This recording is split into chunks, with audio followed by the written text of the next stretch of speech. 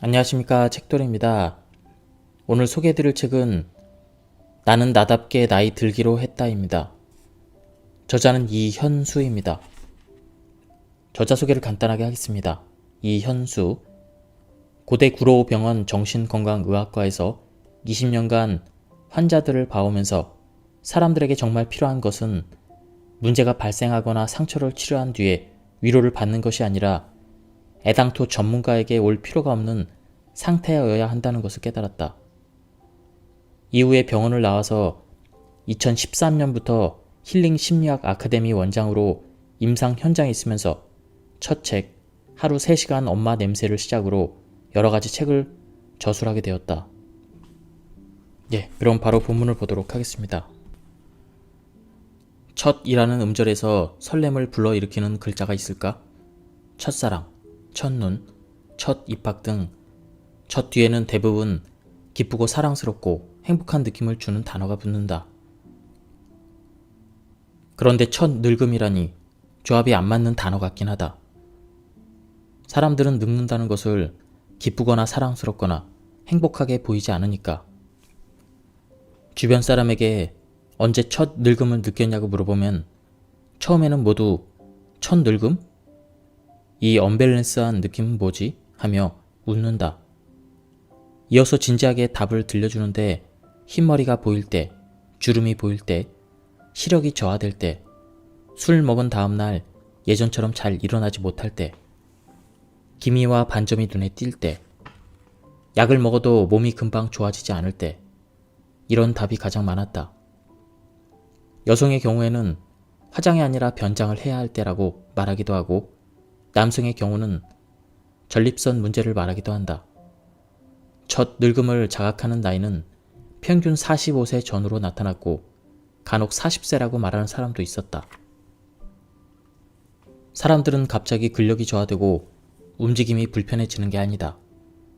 조금씩 불편해지는 만큼 조금씩 적응해 가기 때문에 자신이 늙어가고 있음을 모를 때가 많다. 그래서 자신의 능력을 여전히 믿고 초록불이 깜빡이는 횡단보도를 냅다 뛰어가다가 길바닥에 대자로 뻗기도 하고 매일 열어놨던 창문 문에 어느 날 갑자기 눈을 찍기도 한다.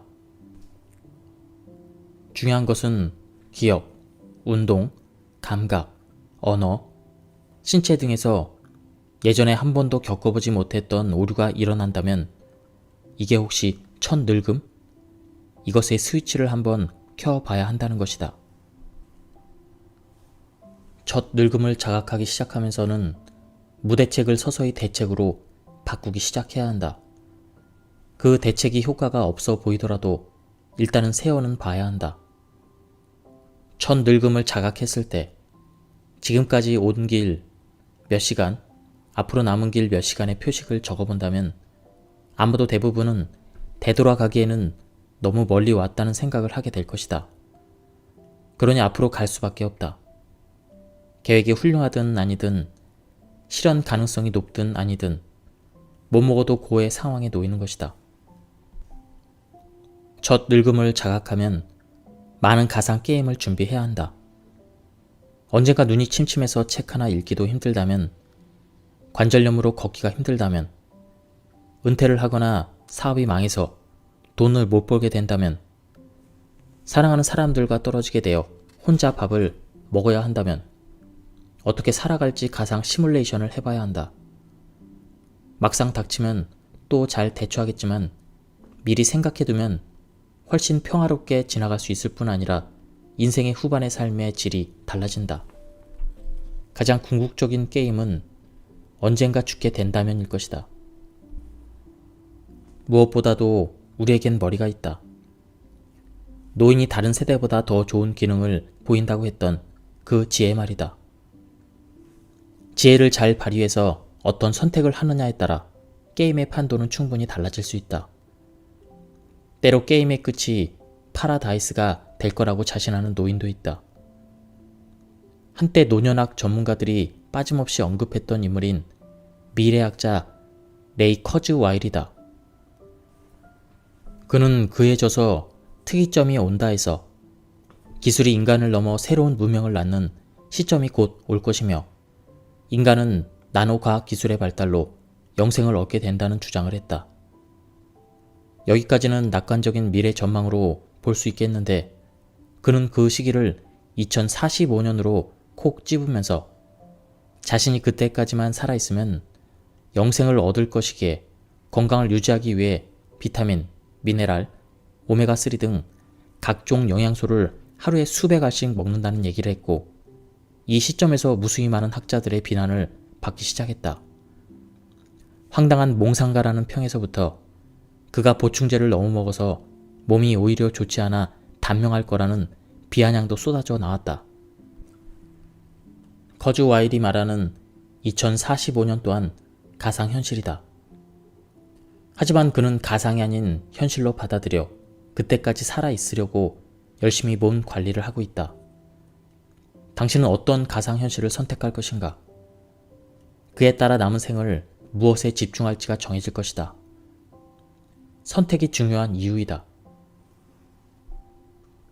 노인을 위한 나라는 없다라고 하지만 노인을 위한 과학자는 있다. 젊었을 때 노벨상을 받았던 과학자들이 우리와 똑같이 늙어간다는 것을 생각하면 정말 다행이라는 이기적인 생각이 든다. 중이 제 머리 못 깎는다는 속담이 있지만 과학자들은 자신에게도 일어나는 늙음의 문제를 마냥 내버려 두지만은 않을 것이다. EBS 다큐멘터리 100세 쇼크에서 최영국 효암학원 이사장의 얘기가 방영된 적이 있다. 1960년대 흥국그룹 회장으로 당시 전국 소득세 10위였던 최 이사장은 1973년에는 전 재산을 사회에 환원했고 방송 당시에는 경상남도의 한 중학교 한편에 있는 소박한 건물에 거주하며 운동장 청소도 하고 학생들에게 좋은 말도 해주며 헌신하며 살고 계셨다. 방송 중에 이분은 이런 말을 하셨다. 노인은 반드시 평화로워야 합니다. 특별한 언행도 필요 없이 그저 평화롭게 지내는 것만으로도 충분히 사회에 주는 것이라는 생각이 들 정도로 깊은 울림을 주는 말씀이었다. 이분이 고래 등 같은 집에 살면서 평화를 말씀하셨다면 마음에 와닿지 않았을 것이다. 침대 하나 있는 작은 방에서 작은 전등 하나 켜고 책을 읽고 계셨는데 게다가 암 투병 중이라고 하셨는데 그저 평화로워 보였다. 마이너스 셈으로 우리 인생에서 가장 중요한 것을 추려서 정리해 놓은 후에도 계속 현상 유지가 되고 심지어 플러스 셈이 되면 기쁨이 더욱 크게 다가온다. 허핑턴 포스트 미디어 그룹의 회장이자 편집장인 아리아나 허핑턴은 60대 후반에서야 마이너스 셈을 시작했던 것 같다. 2007년에 일을 하던 중 서재 책상에 머리를 부딪히고 쓰러졌다가 피 웅덩이 속에서 정신을 차린 뒤에 자신의 삶을 되돌아보며 성공이 어떤 의미인지 다시 생각해보는 큰 전환점을 맞았다고 한다. 그 전에는 일주일 내내 하루 18시간씩 일을 했지만 사고 후부터는 웰빙의 중요성을 깨달아 하루에 7시간에서 9시간씩 자고 2011년에는 허핑턴 포스트를 매각까지 했다.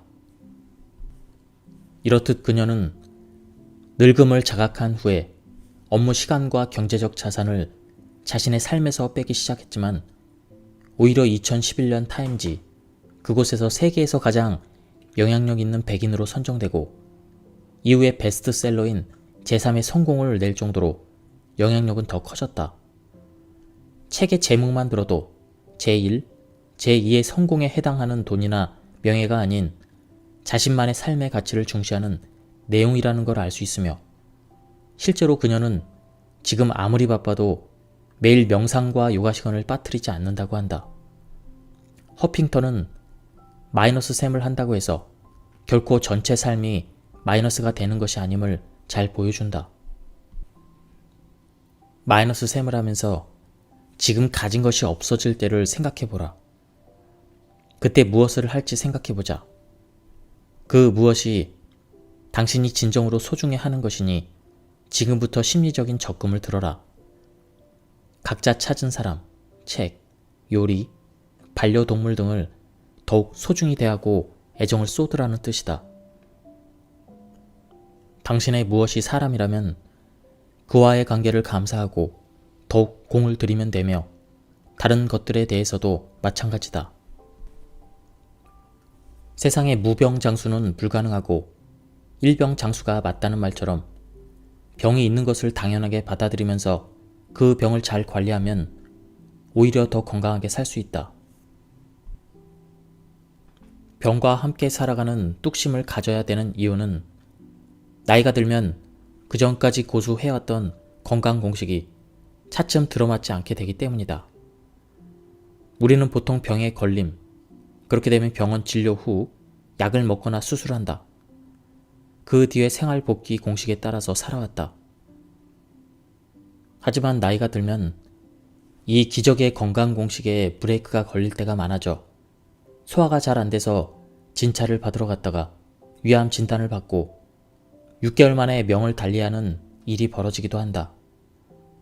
젊었을 때는 흔히 볼 수 없는 현상들이며 건강 전문가들은 면역력 약화를 공통 원인으로 지적한다. 나이가 들어서 병원에 갈 때는 내가 병이 있는가 없는가가 아니라 어떤 병이 있는가를 확인하러 가는 것뿐이다. 하지만 치료는 더딜 것이며 심지어 치료의 혜택을 끝내 보지 못하게 될 수도 있다. 내 건강을 의사 손에만 맡기지 말고 스스로 관리해보는 것이야말로 명품 보험에 드는 셈이다. 운이 좋으면 치료가 진단의 속도를 따라잡을 때까지, 정말 운이 좋으면 굳이 치료를 받을 필요 없이 건강을 유지할 수 있다. 진단은 그저 진단일 뿐이다. 현대 사회에서는 큰 병원에 가서 정확하게 신체 상태에 대한 진단을 받아보는 것을 소원이니 혜택이니라고 말하고 부모에 대한 큰 효도로 치기도 하지만 알고 보면 빛 좋은 개살구일 수도 있다. 미국의 유명한 스포츠 의학 전문 의인 제임스 앤드루스는 전문 투수 31명에게 실험 삼아 MRI를 실시했던 경험을 말한 적이 있다. 검사 결과 회전 근개 손상이 27명, 어깨 연골 상태 비정상이 28명이 나왔음에도 모든 선수가 완벽하게 건강했고 공을 잘 던지고 있었다고 한다. 진단과 실제 삶은 일치하지 않는다. 만약 진단만 믿고 위 선수들에게 수술을 했다면 그들이 완벽히 공을 던지며 행복한 삶을 유지했을지 장담할 수는 없다. 아마존 건강 분야 최장기 베스트셀러인 어느 채식 의사의 고백 저자인 존 맥두걸은 아주 중요한 말을 한다. 항산화제의 하나로 유명한 베타캐로틴은 과일과 야채를 통해 베타카로틴을 먹는 경우에만 체내에 형성된다는 것이다. 또한 과일과 야채에 있는 카로티노이드 성분은 50개 이상으로 이 50여 가지의 카로티노이드가 골고루 섭취될 때 베타캐로틴도 유익한 영향을 주는 것이지, 이 성분만 달랑 추출해서 그것도 자연 추출이 아닌 합성제로 먹을 때는 효과가 없을 뿐만 아니라 오히려 사망률을 높일 수 있다고 경고한다. 예전에는 일찍 죽었다면 지금은 오래 살지만 더 아프고 죽을 때까지 아프다. 현재 노화의 현실이다. 질병 수명이라는 용어가 언제 처음 등장했는지는 모르지만 요즘은 수명을 건강 수명과 질병 수명으로 나누어 본다. 길어진 수명이 질병 수명이라면 오래 사는 것이 반드시 축복만으로 다가오지는 않을 것이다. 우리의 목표는 건강 수명을 늘리는 것임은 말할 필요도 없다. 고혈압의 경우 채식이나 명상의 효과가 수도 없이 보고되고 있는데 식생활을 조금 바꾸거나 하루에 20에서 30분 명상할 시간도 없어서 약을 먹기 시작한다면 투약 사이클에 들어간 신체는 죽을 때까지 그 약에 의존할 수밖에 없게 된다. 이는 모든 약이 갖고 있는 문제이기도 하다. 효과가 있다고 광고하는 식품이나 물질이라도 반드시 내 몸에 맞는지 주의 깊게 살펴봐야 한다. 염색을 할 때도 염색제를 팔꿈치 등에 바르고 이틀 정도 관찰하라는 문구가 포장지에 적혀 있을 정도이다. 비록 작은 글씨로 적혀 있지만 염색제야 그렇다 쳐도 심지어 밀가루팩, 감자팩 등 천연 재료로 만든 팩에서도 부작용이 나타난다는 사람들이 많이 있다. 자신의 몸에 맞는 것을 찾는 게 이 정도로 힘들다는 이야기다. 늙지 않는 비밀의 저자 블랙번은 이렇게 말한다. 놀라운 사실은 텔로미어 길이가 얼마나 짧을지, 길지에 우리가 어느 정도 개입할 수 있다는 것이다. 그러면서 올바른 식생활, 긍정적인 태도, 명상과 기공, 운동 등의 방법을 거론한다. 텔로미어는 당신의 말에 귀를 기울인다. 당신이 스트레스를 받을 때, 슬프거나 행복할 때 반응을 보인다. 다시 말해 우리는 가장 기본적인 세포 수준에서 나이 드는 방식을 바꿀 수 있다. 블랙번의 주장에 유독 관심이 갔던 이유는 그녀가 텔로미어를 회복하는 방법으로 지목한 것들이 내가 상담실에서 내담자들의 스트레스 관리를 위해 늘 권유하던 것들이기 때문이다. 올바른 식생활, 운동, 명상, 그리고 긍정적인 마음으로 지내기 등이 좋다는 것은 다들 알고 있지만 이런 생활 방식이 인간의 노화와 수명을 결정짓는 텔로미어를 회복시킨다니 이쯤 되면 거의 횡재가 아닌가 싶다. 그러면 이런 활동들을 하면 좋겠죠가 아니라 꼭 해야겠네요 라고 바뀔 수밖에 없다. 블랙번이 텔로미어의 회복 가능성은 뇌의 가소성에 근거한다라고 말했듯이 그녀 역시 후성 유전학의 관점을 취한다는 것을 알 수 있다. 뇌의 가소성이란 뇌의 구조와 기능이 환경 변화나 사용하는 방식에 따라 계속 변한다는 개념이다. 저명한 과학자들이 현재 노화와 건강 분야에서 후성 유전학을 주류 시각으로 갖는 데에는 그만한 이유가 있는 것이다. 이들의 메시지는 간결하고 명확하고 강력하면서도 실행하는 데 부담이 없어 실력이 뛰어나면서도 친절한 친구가 옆에서 끌어주는 느낌이다. 어떤 약을 먹으라는 것이 아니라 오늘 하루를 잘 살라는 것이기 때문이다. 다시 말하면 당신이 오늘 먹는 음식, 긍정적인 마음, 운동 등이 당신의 내일의 모습을 결정짓는다는 것이다. 사실 운동이 좋다는 것을 모르는 사람은 없을 테니 과학적 설명을 더 들을 필요도 없이 그냥 바로 하는 게 맞다. 늙어서는 자식 얼굴은 자주 못 보더라도 운동화는 매일 보고 신어 주어야 한다. 늙으면 자식보다 근육이 믿을만하다는 말을 누가 했는지는 몰라도 참으로 진리다. 유난히 운동하기 싫을 때는 블랙번의 말을 떠올려보자. 세포를 운동시켜라.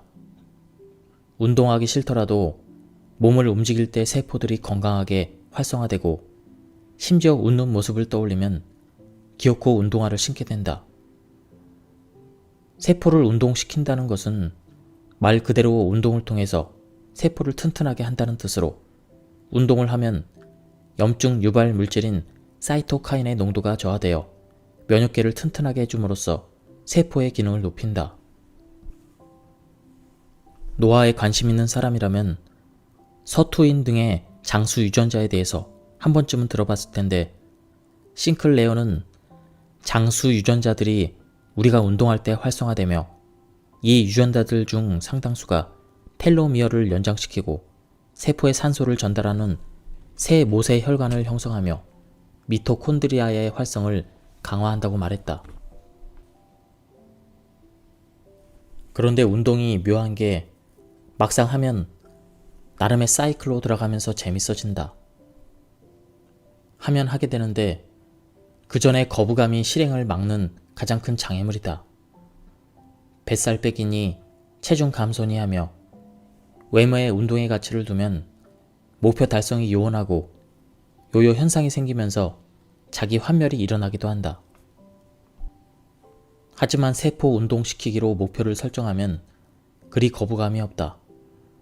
심지어 하루 15분만 운동해도 사망률이 45% 줄어들어 하루에 적절한 강도로 10분만 뛰어도 수명이 몇 년 더 늘어난다는 반가운 연구들이 속속들이 보고되고 있다.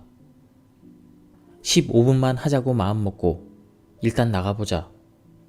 그 다음은 15분만 하고 돌아오는 게 더 어렵지 않던가. 흥미로운 것은 운동하기 싫다는 게 사실은 맞다는 것이다. 싱클레어는 장수 유전자들을 자극하는 것이 약간의 역경이나 스트레스 상황에 놓였을 때인데 운동이 그런 상황을 만든다고 한다. 우리가 스트레스로 여기는 운동을 세포 또한 스트레스로 여기는데 오히려 그런 상태에서 세포가 더 활성화되고 건강해지는 아이러니한 일이 몸 안에서 일어난다는 것이다. 에릭 캔델은 마음의 오류들이라는 책에서 이런 이야기를 합니다. 우리들의 뼈는 뇌 분비 기관이며 오스테로칼신이라는 호르몬을 분비한다는 발견들에 착안해서 더 깊이 탐구한 결과 이 호르몬이 몸의 많은 기관들에 작용하며 뇌로도 들어가서 세로토닌, 도파민, 가바 같은 신경 전달 물질의 생산에 영향을 미쳐 기억과 학습을 촉진한다는 것을 알아냈다고 합니다. 그는 운동이 뼈의 질량을 증가시키고 그 결과 노화 관련 기억 감퇴를 완화할 수 있을 거라고 말했다. 즉, 기억 감퇴를 막는 것은 특정 물질이 아니라 운동이라고 못 박은 것이다. 운동만 해도 뼈에서 좋은 물질이 분비되어 당신의 기억력이 올라간다. 도저히 운동하기 싫거나 할 수 없는 상황이라면 부지런히 움직이기라도 하자. 집안일을 하라. 운동이 가장 좋다는 것만 알도록 하자. 하지만 동네 공원이든 시장이든 하다못해 깨끗하고 넓은 쇼핑몰을 돌아다니기만 해도 세포는 활발하게 움직인다. 노인들이 그토록 무서워하는 골다공증이 걸리지 않도록 뼈의 질량도 높아진다. 일상 활동만으로도 배 둘레를 줄이고 혈압을 떨어뜨릴 수 있다. 이조차도 안 하거나 얼추 하고 있음에도 난 운동할 시간이 없어서 살을 못 빼. 이런 부정적인 자기 암시에 빠져 있기 때문에 효과를 못 보는 것이다. 집안일만 규칙적으로 해도 노화는 충분히 늦춰진다. 그래도 밖으로 나가는 게 좋다. 앞에서 운동을 하면 몸만 움직이는 게 아니라 세포도 움직이게 하는 거라고 했는데 세포는 자신을 담고 있는 신체의 활동 외에 햇빛과 산소를 좋아한다. 집안에는 해가 없고 산소 또한 이것저것 많이 섞여 있다. 개인적으로 노인들이 헬스클럽의 러닝머신에서 운동하는 것을 추천하진 않는다. 빠르거나 리드미컬한 속도를 이기지 못하고 미끄러져 큰 찰과상을 입거나 심지어 골절되는 사람도 많이 보았다. 실내 공기의 탁함은 말할 것도 없다. 밖에 나가서 유유자적 산책하는 것만으로도 혜택이 크다는 연구를 나는 매일 접하기 때문에 굳이 언급할 필요성조차 못 느꼈다. 매일 20분의 산책만으로도 뇌졸중 위험이 57% 줄어든다고 한다. 밖에서 운동하거나 돌아다니는 것이 건강에 더 좋은 이유는 바뀌기 때문이다. 즉, 자연을 접하게 되기 때문이다. 수술을 받은 환자들이 병실 창문 밖에 나무가 있을 때 더 빨리 낫는다든지, 밖을 내다볼 수 있는 큰 창문이 있는 교실에서 공부한 아이들이 창문이 없는 교실에 있는 아이들보다 성적이 좋고 정서적으로도 안정적이라는 많은 연구에서 알 수 있듯이 자연은 자체 치유 효과가 엄청나다. 그 중에서도 밖으로 나갈 때 얻을 수 있는 최고의 혜택은 햇빛이다. 햇빛은 인체에 너무나도 중요한 세로토닌과 비타민 D 생성에 관여한다. 세로토닌은 우울증 예방에, 비타민 D는 골다공증 예방과 각종 염증 감소의 핵심적인 물질이다. 그런데 비타민 D는 세로토닌 합성에도 관여하여 우울증도 예방한다.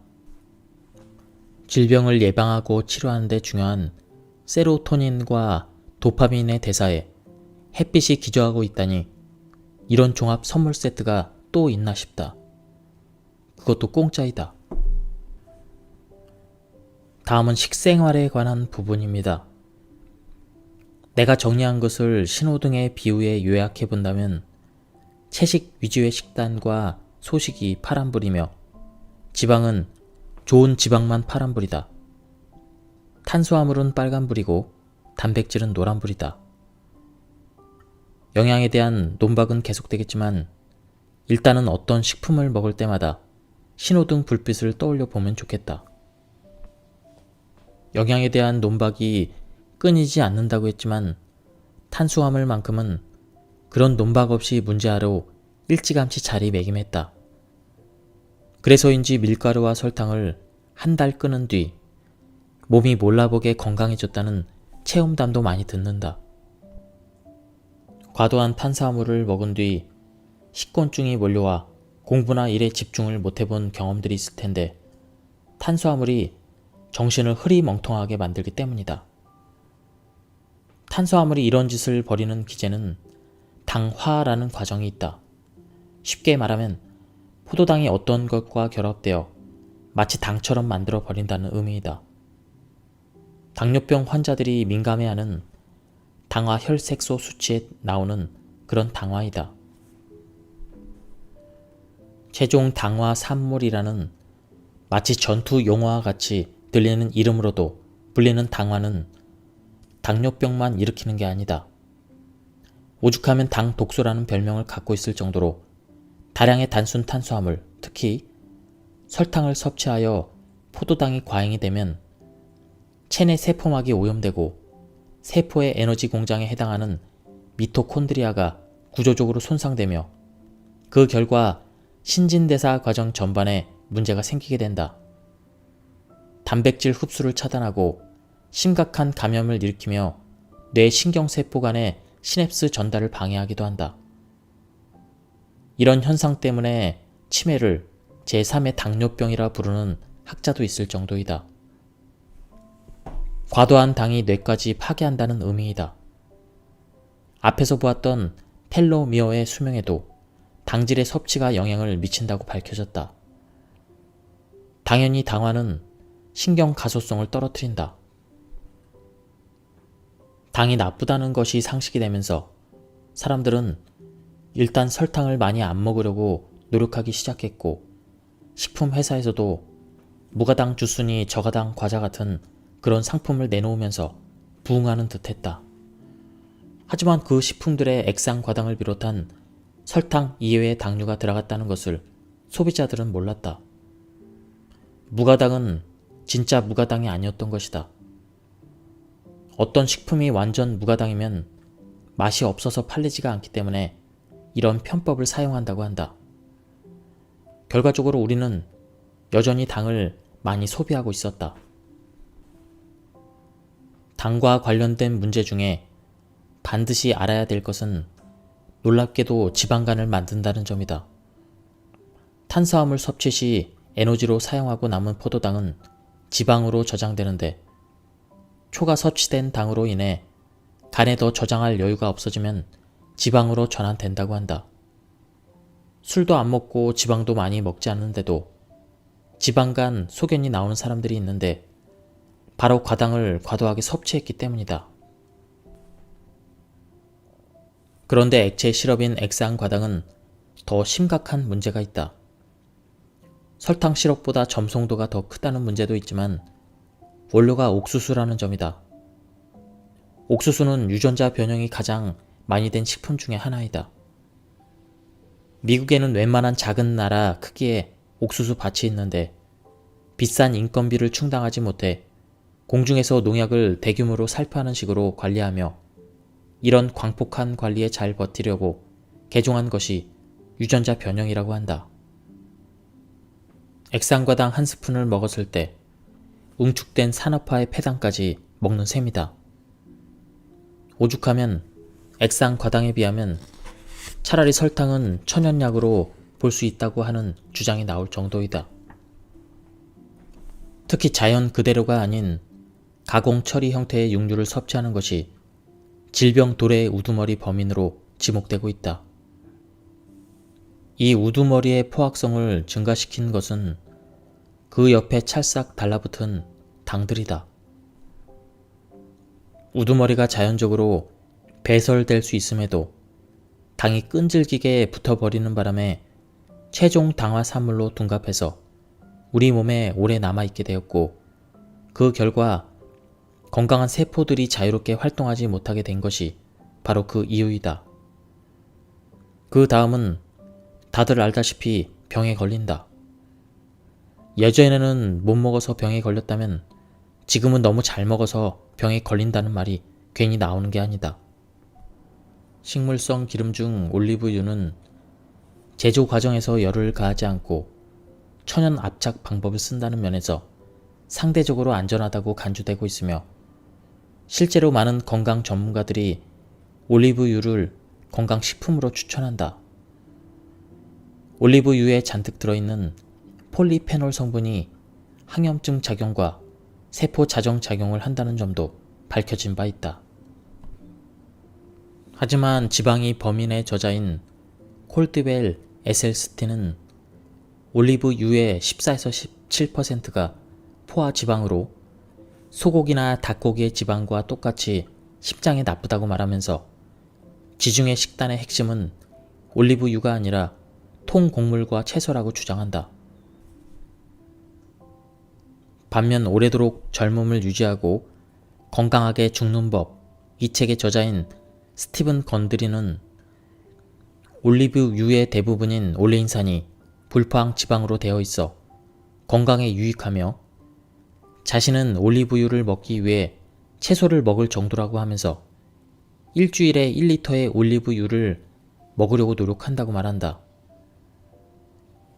모두 유명한 베스트셀러인 두 책에서 언급하는 내용만 간추려도 이렇게 대립적이다.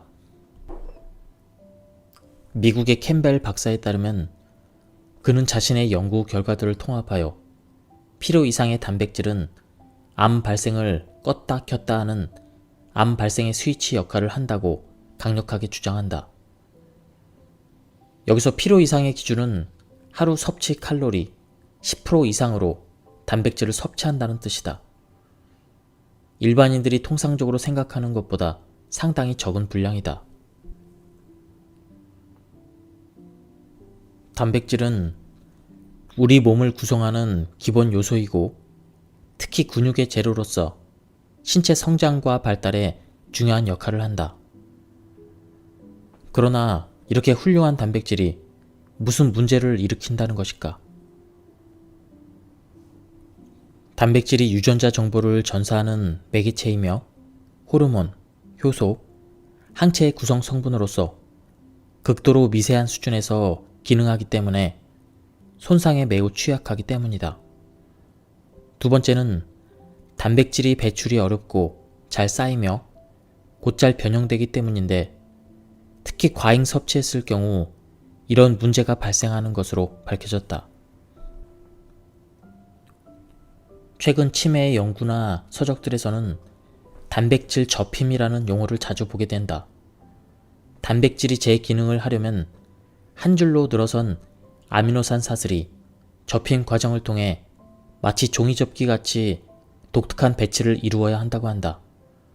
그런데 분자 결함으로 단백질이 잘못 접히면 좀 전에 말했던 신경섬유 매듭 같은 유해한 덩어리가 형성된다는 것이 밝혀졌다.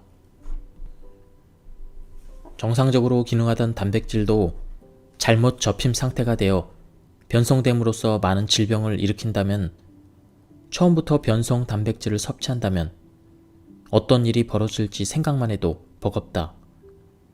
많은 식품, 심지어 시판, 간장과 아이들이 먹는 과자에도 첨가물로 들어있는 가수분해 단백질, 가수분해 식물성 단백질, 대두 단백질, 대두 단백 농축액, 분리대두, 카세인염, 자기분해 이스트 효소 등 우리가 알게 모르게 먹게 되는 변성 단백질이 엄청 많이 있다. 최대한 자연에서 난 그대로의 식품을 많이 먹고, 그렇지 않은 것은 최소한으로 먹어야 한다. 그 이유는 영상하기 위해서도 아주 오래 살기 위해서도 아니며 그저 사는 한 건강하게 살기 위해서이다. 몸을 성으로 비유했을 때 성을 사수하기 위해 해야 할 일은 크게 두 가지다. 하나는 청소할 것이 많지 않도록 하는 것. 또 하나는 면역군이 자기 일을 잘 하도록 여건을 만들어 주는 것이다. 앞의 경우에 도움이 되는 것이 식물식과 소식이고 뒤의 경우를 지원하는 것이 장내 유익균의 증진인데 굳이 구분할 필요는 없다. 이 모두는 서로 맞물려 호혜적인 효과를 낳기 때문이다. 식물식을 먹으면 익힌 육식에는 없는 천연 효소를 섭취할 수 있다는 것 또한 중요한 부분이다. 파이토케미컬이나 생화학 성분이 풍부한 음식을 충분히 먹으면 세포와 신체 기관들의 피드백 메커니즘이 욕구가 충족되었다고 알려주기 때문에 절대로 과식하지 않게 된다고 한다. 반면에 고도로 정제된 식품을 먹을 때는 세포와 신체 기관의 욕구가 충족되지 않아서 자꾸 더 먹으려고 하는데 이것이 과식의 원인이라는 것이다.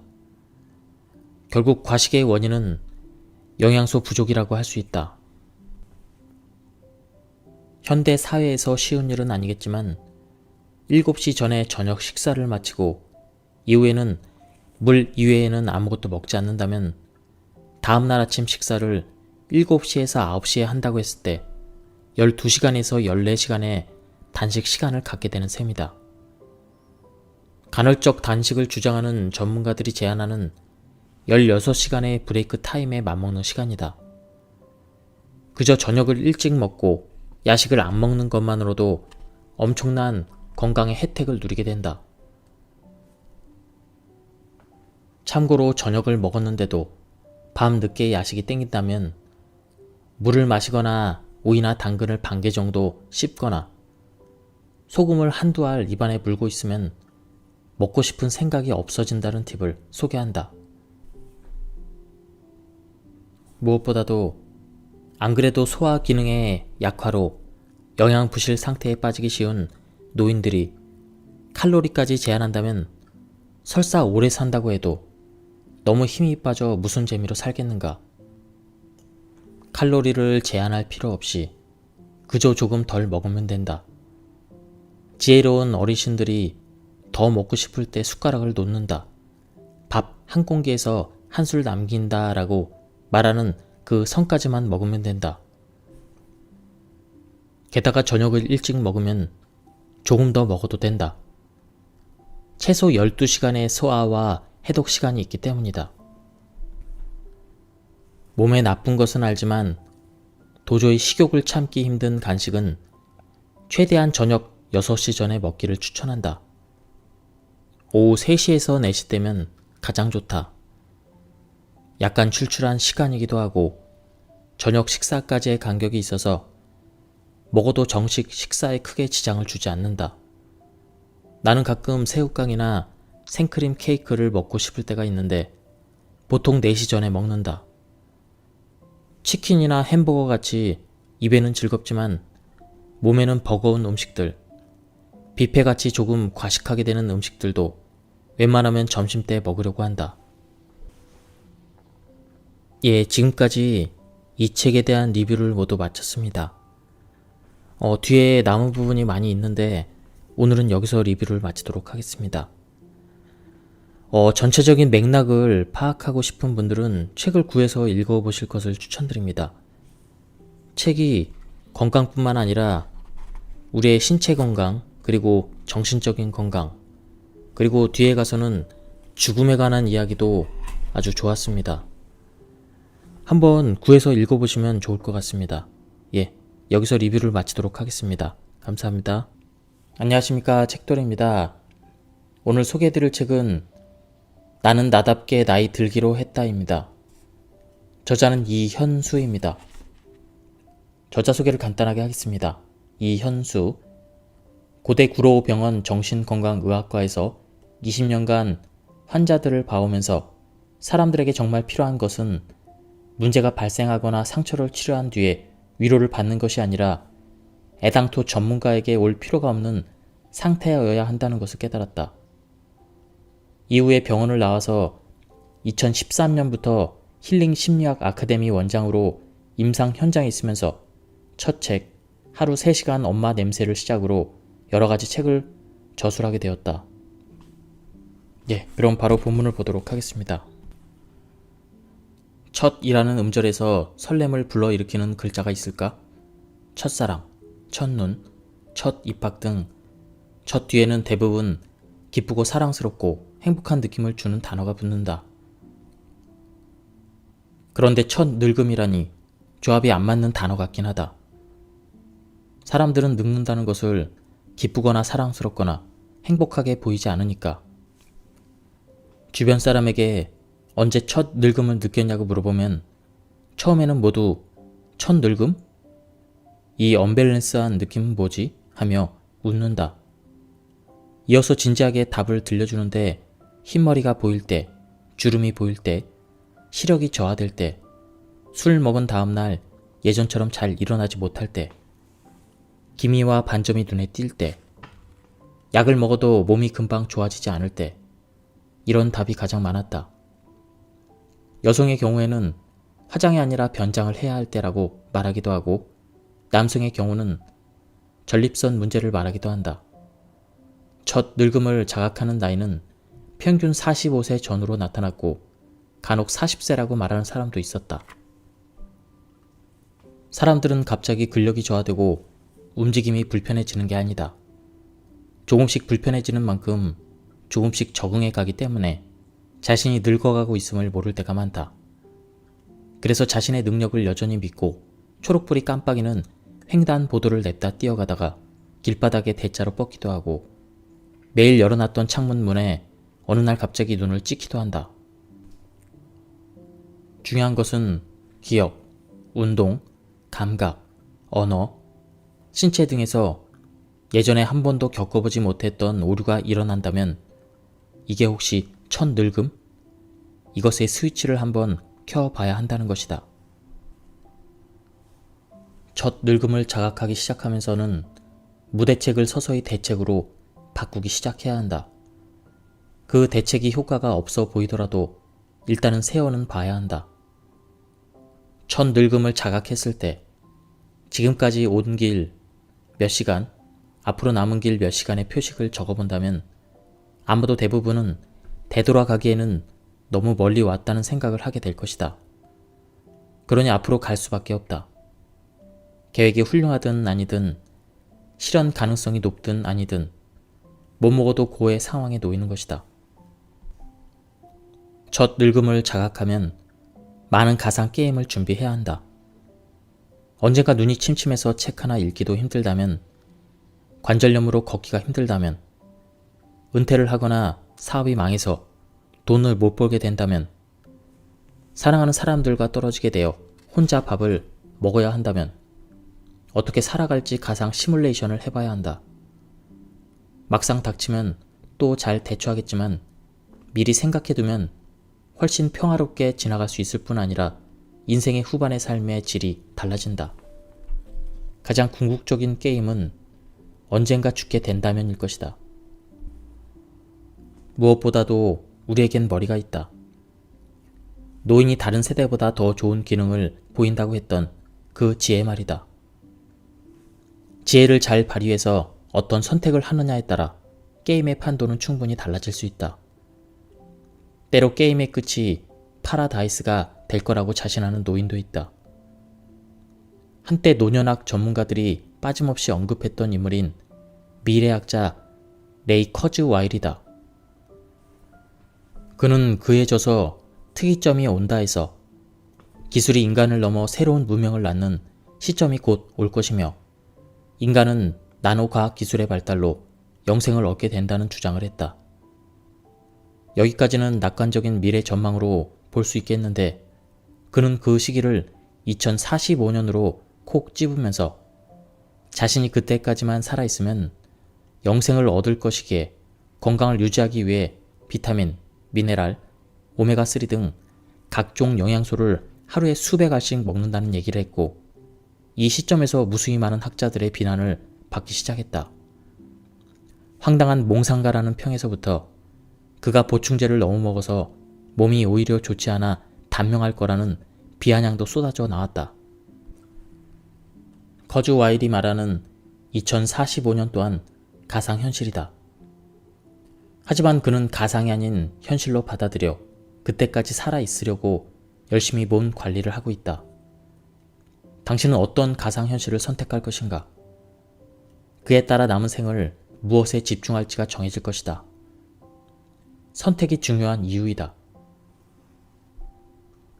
노인을 위한 나라는 없다라고 하지만 노인을 위한 과학자는 있다.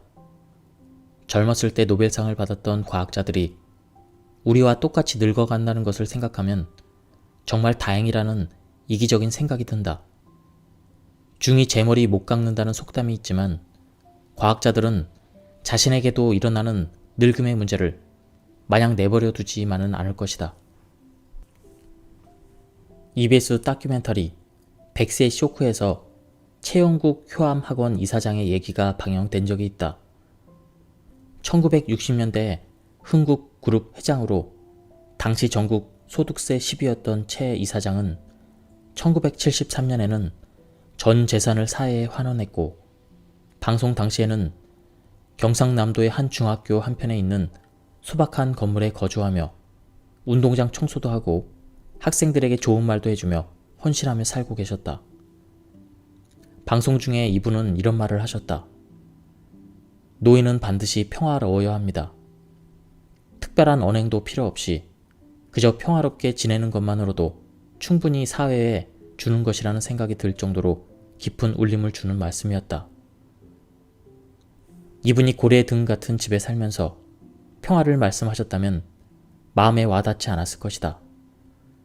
침대 하나 있는 작은 방에서 작은 전등 하나 켜고 책을 읽고 계셨는데 게다가 암 투병 중이라고 하셨는데 그저 평화로워 보였다.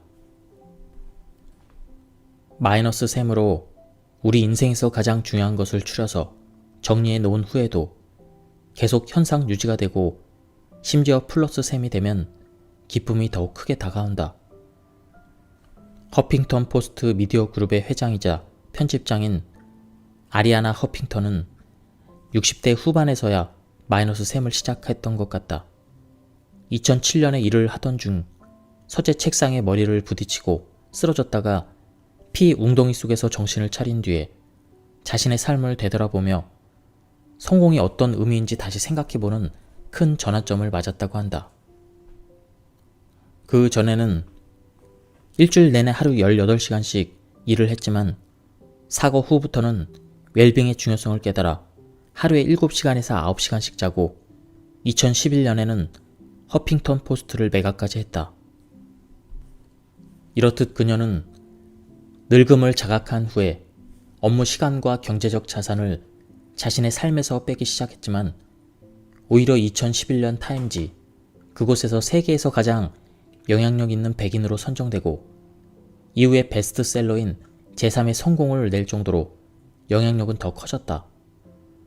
책의 제목만 들어도 제1, 제2의 성공에 해당하는 돈이나 명예가 아닌 자신만의 삶의 가치를 중시하는 내용이라는 걸 알 수 있으며 실제로 그녀는 지금 아무리 바빠도 매일 명상과 요가 시간을 빠뜨리지 않는다고 한다. 허핑턴은 마이너스 셈을 한다고 해서 결코 전체 삶이 마이너스가 되는 것이 아님을 잘 보여준다.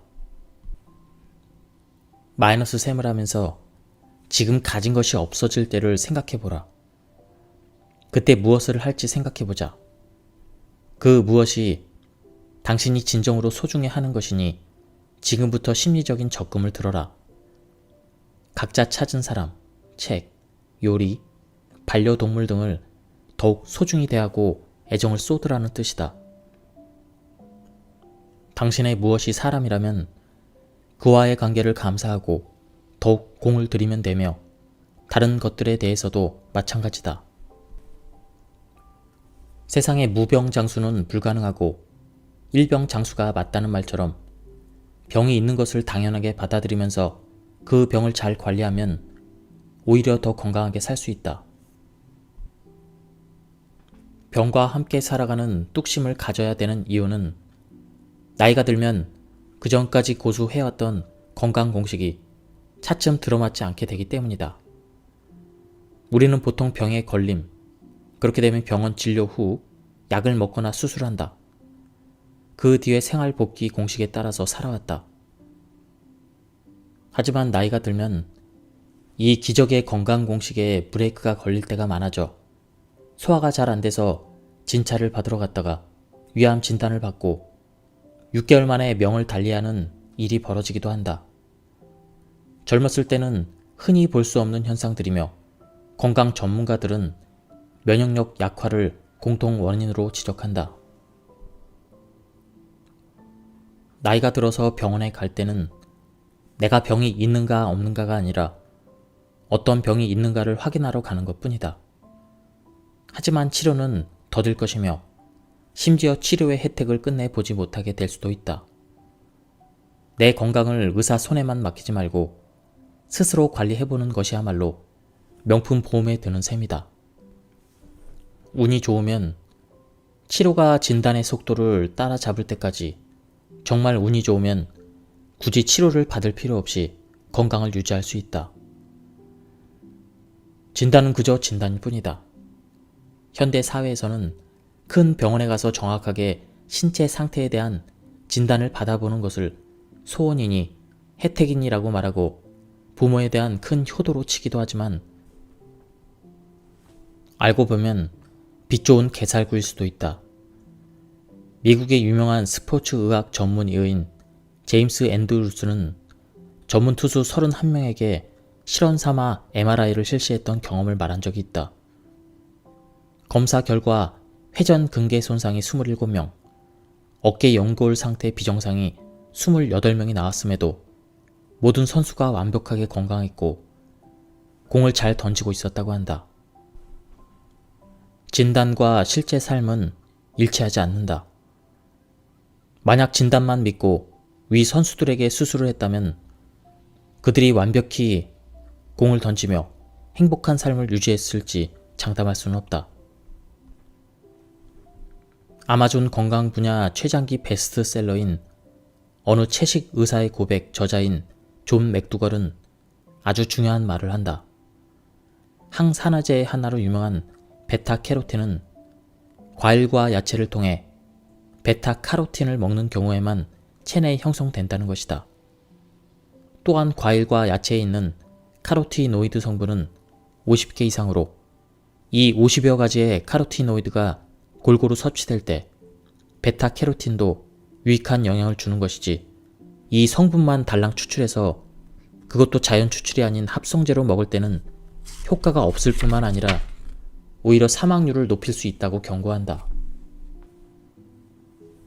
예전에는 일찍 죽었다면 지금은 오래 살지만 더 아프고 죽을 때까지 아프다.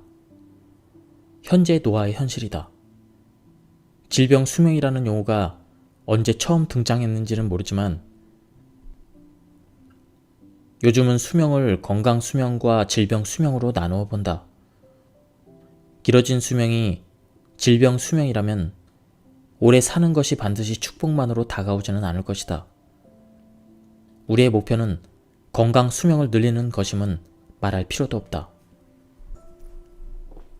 고혈압의 경우 채식이나 명상의 효과가 수도 없이 보고되고 있는데 식생활을 조금 바꾸거나 하루에 20에서 30분 명상할 시간도 없어서 약을 먹기 시작한다면 퇴악 사이클에 들어간 신체는 죽을 때까지 그 약에 의존할 수밖에 없게 된다. 이는 모든 약이 갖고 있는 문제이기도 하다. 효과가 있다고 광고하는 식품이나 물질이라도 반드시 내 몸에 맞는지 주의 깊게 살펴봐야 한다. 염색을 할 때도 염색제를 팔꿈치 등에 바르고 이틀 정도 관찰하라는 문구가 포장지에 적혀 있을 정도이다. 비록 작은 글씨로 적혀 있지만 염색제야 그렇다 쳐도 심지어 밀가루팩, 감자팩 등 천연 재료로 만든 팩에서도 부작용이 나타난다는 사람들이 많이 있다. 자신의 몸에 맞는 것을 찾는 게 이 정도로 힘들다는 이야기다. 늙지 않는 비밀의 저자 블랙번은 이렇게 말한다. 놀라운 사실은 텔로미어 길이가 얼마나 짧을지, 길지에 우리가 어느 정도 개입할 수 있다는 것이다. 그러면서 올바른 식생활, 긍정적인 태도, 명상과 기공, 운동 등의 방법을 거론한다. 텔로미어는 당신의 말에 귀를 기울인다. 당신이 스트레스를 받을 때, 슬프거나 행복할 때 반응을 보인다. 다시 말해 우리는 가장 기본적인 세포 수준에서 나이 드는 방식을 바꿀 수 있다. 블랙번의 주장에 유독 관심이 갔던 이유는 그녀가 텔로미어를 회복하는 방법으로 지목한 것들이 내가 상담실에서 내담자들의 스트레스 관리를 위해 늘 권유하던 것들이기 때문이다. 올바른 식생활, 운동, 명상, 그리고 긍정적인 마음으로 지내기 등이 좋다는 것은 다들 알고 있지만 이런 생활 방식이 인간의 노화와 수명을 결정짓는 텔로미어를 회복시킨다니 이쯤 되면 거의 횡재가 아닌가 싶다. 그러면 이런 활동들을 하면 좋겠죠가 아니라 꼭 해야겠네요 라고 바뀔 수밖에 없다. 블랙번이 텔로미어의 회복 가능성은 뇌의 가소성에 근거한다라고 말했듯이 그녀 역시 후성 유전학의 관점을 취한다는 것을 알 수 있다. 뇌의 가소성이란 뇌의 구조와 기능이 환경 변화나 사용하는 방식에 따라 계속 변한다는 개념이다. 저명한 과학자들이 현재 노화와 건강 분야에서 후성 유전학을 주류 시각으로 갖는 데에는 그만한 이유가 있는 것이다. 이들의 메시지는 간결하고 명확하고 강력하면서도 실행하는 데 부담이 없어 실력이 뛰어나면서도 친절한 친구가 옆에서 끌어주는 느낌이다. 어떤 약을 먹으라는 것이 아니라 오늘 하루를 잘 살라는 것이기 때문이다. 다시 말하면 당신이 오늘 먹는 음식, 긍정적인 마음, 운동 등이 당신의 내일의 모습을 결정짓는다는 것이다. 사실 운동이 좋다는 것을 모르는 사람은 없을 테니 과학적 설명을 더 들을 필요도 없이 그냥 바로 하는 게 맞다. 늙어서는 자식 얼굴은 자주 못 보더라도 운동화는 매일 보고 신어 주어야 한다. 늙으면 자식보다 근육이 믿을만하다는 말을 누가 했는지는 몰라도 참으로 진리다. 유난히 운동하기 싫을 때는 블랙번의 말을 떠올려보자. 세포를 운동시켜라. 운동하기 싫더라도 몸을 움직일 때 세포들이 건강하게 활성화되고 심지어 웃는 모습을 떠올리면 기어코 운동화를 신게 된다. 세포를 운동시킨다는 것은 말 그대로 운동을 통해서 세포를 튼튼하게 한다는 뜻으로 운동을 하면 염증 유발 물질인 사이토카인의 농도가 저하되어 면역계를 튼튼하게 해줌으로써 세포의 기능을 높인다. 노화에 관심 있는 사람이라면 서투인 등의 장수 유전자에 대해서 한 번쯤은 들어봤을 텐데 싱클레어는 장수 유전자들이 우리가 운동할 때 활성화되며 이 유전자들 중 상당수가 텔로미어를 연장시키고 세포에 산소를 전달하는 새 모세 혈관을 형성하며 미토콘드리아의 활성을 강화한다고 말했다. 그런데 운동이 묘한 게 막상 하면 나름의 사이클로 들어가면서 재밌어진다. 하면 하게 되는데 그 전에 거부감이 실행을 막는 가장 큰 장애물이다. 뱃살 빼기니 체중 감소니 하며 외모에 운동의 가치를 두면 목표 달성이 요원하고 요요 현상이 생기면서 자기 환멸이 일어나기도 한다. 하지만 세포 운동시키기로 목표를 설정하면 그리 거부감이 없다. 심지어 하루 15분만 운동해도 사망률이 45% 줄어들어 하루에 적절한 강도로 10분만 뛰어도 수명이 몇 년 더 늘어난다는 반가운 연구들이 속속들이 보고되고 있다. 15분만 하자고 마음먹고 일단 나가보자. 그 다음은 15분만 하고 돌아오는 게 더 어렵지 않던가. 흥미로운 것은 운동하기 싫다는 게 사실은 맞다는 것이다. 싱클레어는 장수 유전자들을 자극하는 것이 약간의 역경이나 스트레스 상황에 놓였을 때인데 운동이 그런 상황을 만든다고 한다. 우리가 스트레스로 여기는 운동을 세포 또한 스트레스로 여기는데 오히려 그런 상태에서 세포가 더 활성화되고 건강해지는 아이러니한 일이 몸 안에서 일어난다는 것이다. 에릭 캔델은 마음의 오류들이라는 책에서 이런 이야기를 합니다. 우리들의 뼈는 내분비 기관이며 오스테로칼신이라는 호르몬을 분비한다는 발견들에 착안해서 더 깊이 탐구한 결과 이 호르몬이 몸의 많은 기관들에 작용하며 뇌로도 들어가서 세로토닌, 도파민, 가바 같은 신경 전달 물질의 생산에 영향을 미쳐 기억과 학습을 촉진한다는 것을 알아냈다고 합니다. 그는 운동이 뼈의 질량을 증가시키고 그 결과 노화 관련 기억 감퇴를 완화할 수 있을 거라고 말했다.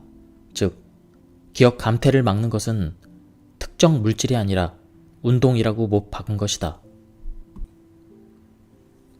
운동만 해도 뼈에서 좋은 물질이 분비되어 당신의 기억력이 올라간다.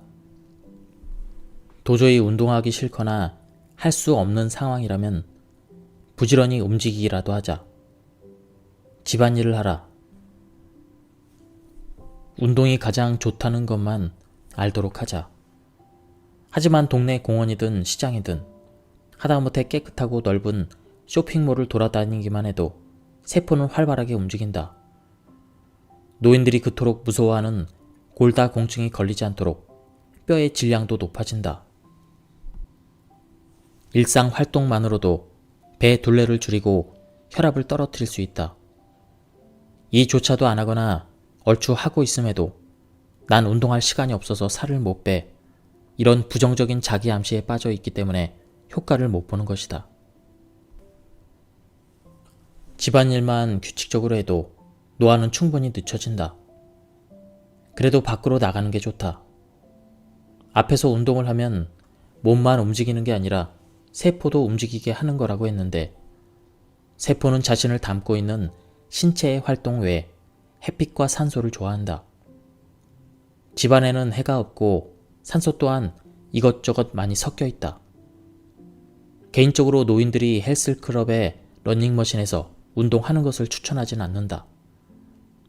빠르거나 리드미컬한 속도를 이기지 못하고 미끄러져 큰 찰과상을 입거나 심지어 골절되는 사람도 많이 보았다.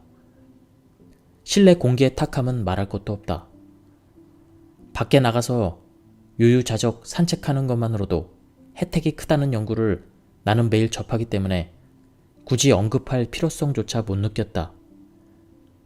매일 20분의 산책만으로도 뇌졸중 위험이 57% 줄어든다고 한다. 밖에서 운동하거나 돌아다니는 것이 건강에 더 좋은 이유는 바뀌기 때문이다. 즉, 자연을 접하게 되기 때문이다.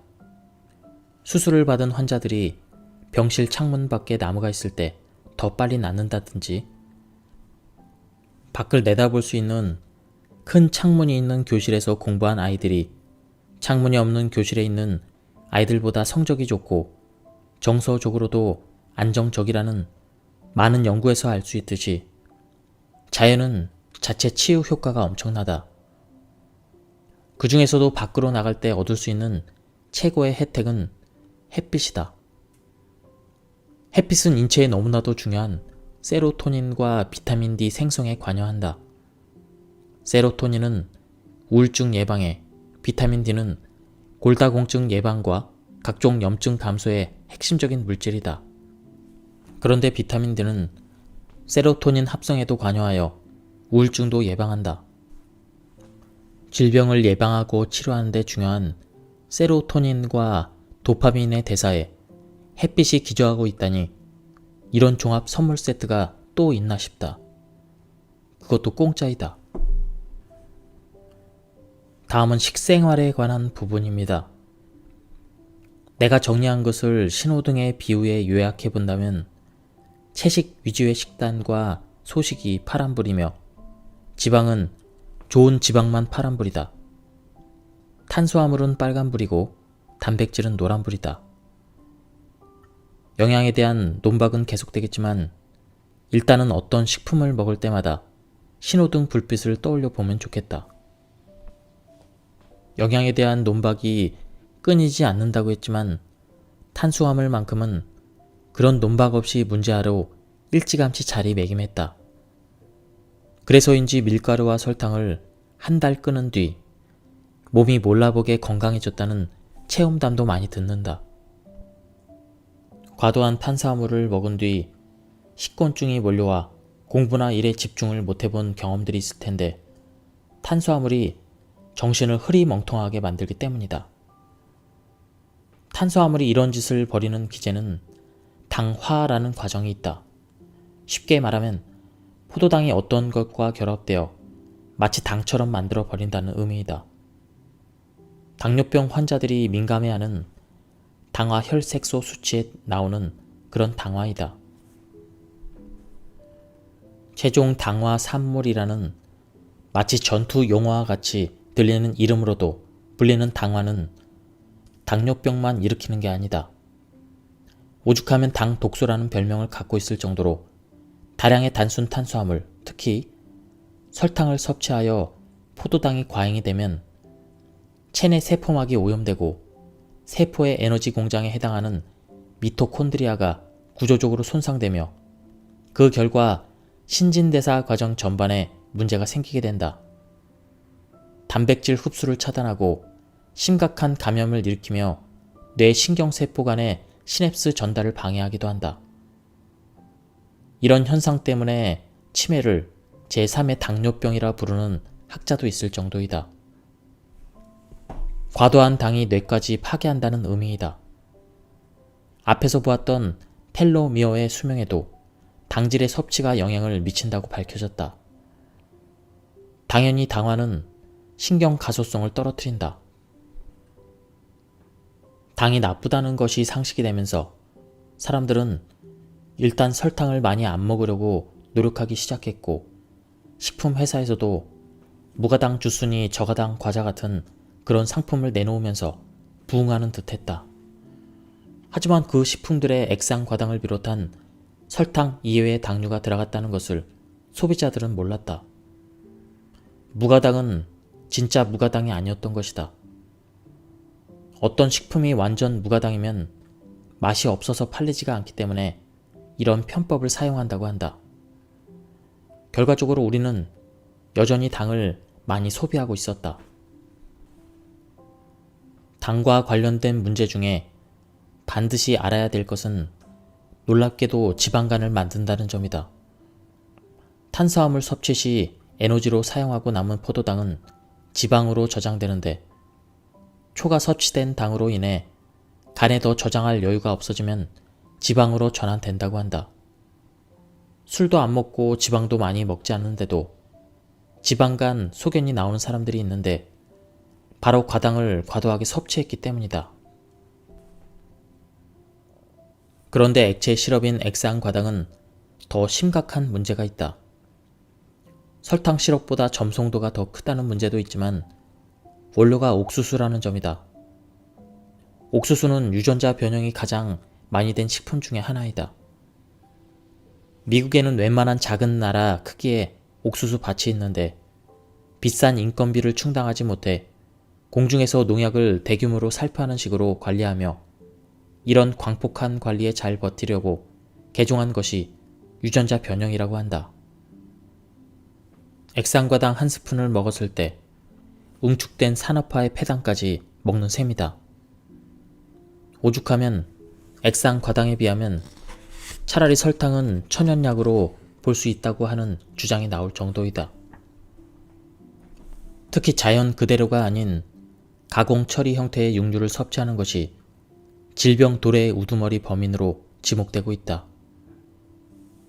이 우두머리의 포악성을 증가시킨 것은 그 옆에 찰싹 달라붙은 당들이다. 우두머리가 자연적으로 배설될 수 있음에도 당이 끈질기게 붙어버리는 바람에 최종 당화 산물로 둔갑해서 우리 몸에 오래 남아있게 되었고 그 결과 건강한 세포들이 자유롭게 활동하지 못하게 된 것이 바로 그 이유이다. 그 다음은 다들 알다시피 병에 걸린다. 예전에는 못 먹어서 병에 걸렸다면 지금은 너무 잘 먹어서 병에 걸린다는 말이 괜히 나오는 게 아니다. 식물성 기름 중 올리브유는 제조 과정에서 열을 가하지 않고 천연 압착 방법을 쓴다는 면에서 상대적으로 안전하다고 간주되고 있으며, 실제로 많은 건강 전문가들이 올리브유를 건강식품으로 추천한다. 올리브유에 잔뜩 들어있는 폴리페놀 성분이 항염증 작용과 세포 자정 작용을 한다는 점도 밝혀진 바 있다. 하지만 지방이 범인의 저자인 콜드웰 에셀스틴은 올리브유의 14에서 17%가 포화 지방으로 소고기나 닭고기의 지방과 똑같이 심장에 나쁘다고 말하면서 지중해 식단의 핵심은 올리브유가 아니라 통곡물과 채소라고 주장한다. 반면 오래도록 젊음을 유지하고 건강하게 죽는 법, 이 책의 저자인 스티븐 건드리는 올리브유의 대부분인 올레인산이 불포항 지방으로 되어 있어 건강에 유익하며, 자신은 올리브유를 먹기 위해 채소를 먹을 정도라고 하면서 일주일에 1리터의 올리브유를 먹으려고 노력한다고 말한다. 모두 유명한 베스트셀러인 두 책에서 언급하는 내용만 간추려도 이렇게 대립적이다. 미국의 캠벨 박사에 따르면 그는 자신의 연구 결과들을 통합하여 필요 이상의 단백질은 암 발생을 껐다 켰다 하는 암 발생의 스위치 역할을 한다고 강력하게 주장한다. 여기서 필요 이상의 기준은 하루 섭취 칼로리 10% 이상으로 단백질을 섭취한다는 뜻이다. 일반인들이 통상적으로 생각하는 것보다 상당히 적은 분량이다.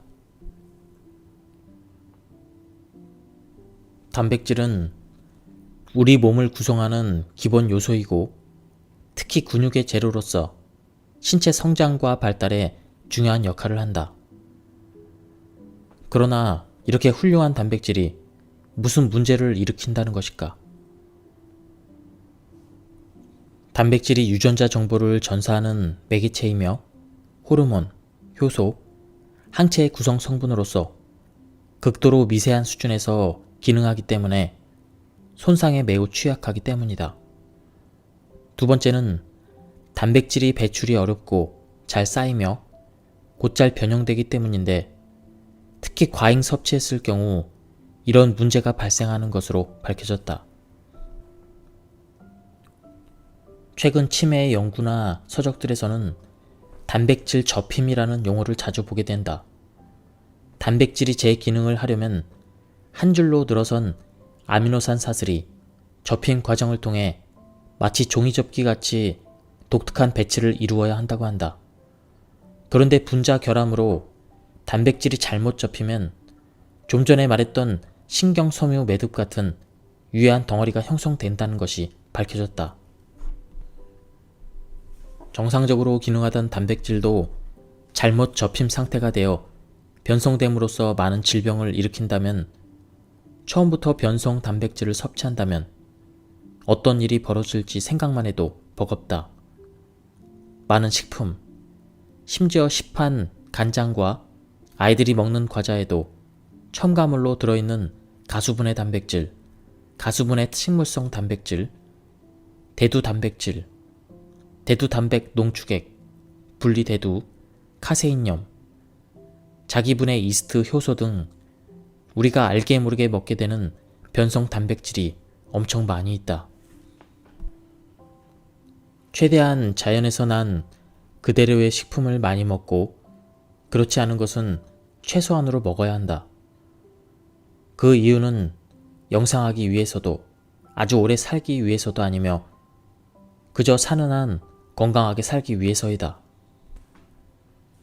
몸을 성으로 비유했을 때 성을 사수하기 위해 해야 할 일은 크게 두 가지다.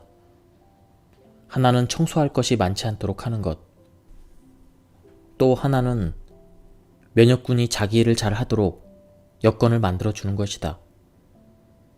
앞의 경우에 도움이 되는 것이 식물식과 소식이고 뒤의 경우를 지원하는 것이 장내 유익균의 증진인데 굳이 구분할 필요는 없다. 이 모두는 서로 맞물려 호혜적인 효과를 낳기 때문이다. 식물식을 먹으면 익힌 육식에는 없는 천연 효소를 섭취할 수 있다는 것 또한 중요한 부분이다. 파이토케미컬이나 생화학 성분이 풍부한 음식을 충분히 먹으면 세포와 신체의 기관들의 피드백 메커니즘이 욕구가 충족되었다고 알려주기 때문에 절대로 과식하지 않게 된다고 한다. 반면에 고도로 정제된 식품을 먹을 때는 세포와 신체의 기관의 욕구가 충족되지 않아서 자꾸 더 먹으려고 하는데 이것이 과식의 원인이라는 것이다. 결국 과식의 원인은 영양소 부족이라고 할 수 있다. 현대 사회에서 쉬운 일은 아니겠지만 7시 전에 저녁 식사를 마치고 이후에는 물 이외에는 아무것도 먹지 않는다면 다음날 아침 식사를 7시에서 9시에 한다고 했을 때 12시간에서 14시간의 단식 시간을 갖게 되는 셈이다. 간헐적 단식을 주장하는 전문가들이 제안하는 16시간의 브레이크 타임에 맞먹는 시간이다. 그저 저녁을 일찍 먹고 야식을 안 먹는 것만으로도 엄청난 건강의 혜택을 누리게 된다. 참고로 저녁을 먹었는데도 밤 늦게 야식이 땡긴다면 물을 마시거나 오이나 당근을 반 개 정도 씹거나 소금을 한두 알 입안에 물고 있으면 먹고 싶은 생각이 없어진다는 팁을 소개한다. 무엇보다도 안 그래도 소화 기능의 약화로 영양 부실 상태에 빠지기 쉬운 노인들이 칼로리까지 제한한다면 설사 오래 산다고 해도 너무 힘이 빠져 무슨 재미로 살겠는가. 칼로리를 제한할 필요 없이 그저 조금 덜 먹으면 된다. 지혜로운 어르신들이 더 먹고 싶을 때 숟가락을 놓는다. 밥 한 공기에서 한술 남긴다 라고 말하는 그 선까지만 먹으면 된다. 게다가 저녁을 일찍 먹으면 조금 더 먹어도 된다. 최소 12시간의 소화와 해독 시간이 있기 때문이다. 몸에 나쁜 것은 알지만 도저히 식욕을 참기 힘든 간식은 최대한 저녁 6시 전에 먹기를 추천한다. 오후 3시에서 4시 때면 가장 좋다. 약간 출출한 시간이기도 하고 저녁 식사까지의 간격이 있어서 먹어도 정식 식사에 크게 지장을 주지 않는다. 나는 가끔 새우깡이나 생크림 케이크를 먹고 싶을 때가 있는데 보통 4시 전에 먹는다. 치킨이나 햄버거 같이 입에는 즐겁지만 몸에는 버거운 음식들, 뷔페같이 조금 과식하게 되는 음식들도 웬만하면 점심때 먹으려고 한다. 예, 지금까지 이 책에 대한 리뷰를 모두 마쳤습니다. 뒤에 남은 부분이 많이 있는데 오늘은 여기서 리뷰를 마치도록 하겠습니다. 전체적인 맥락을 파악하고 싶은 분들은 책을 구해서 읽어보실 것을 추천드립니다. 책이 건강뿐만 아니라 우리의 신체 건강, 그리고 정신적인 건강, 그리고 뒤에 가서는 죽음에 관한 이야기도 아주 좋았습니다. 한번 구해서 읽어보시면 좋을 것 같습니다. 예, 여기서 리뷰를 마치도록 하겠습니다. 감사합니다.